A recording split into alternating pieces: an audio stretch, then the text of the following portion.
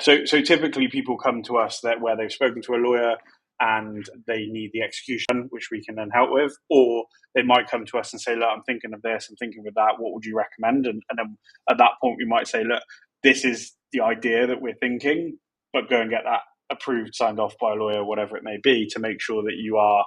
ticking the right box. Because, you know, as we all know on this call, and I'm sure others that are watching, like, you know, one thing in crypto may look the same as another thing in crypto, but quite often they're very, very different. So, you know, assuming that this project does this and this project does this, and they can have the same legal framework is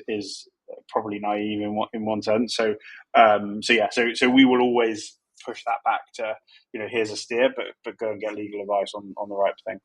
That's a good point, Joe, because I think the other thing that's really important when you're thinking about what region is also what stage in the business are you?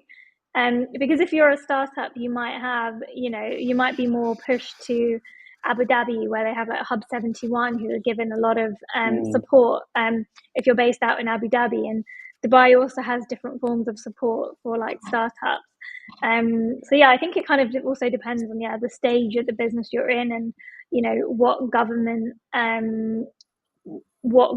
programs they have to help support you and as you're moving over, setting up and bringing people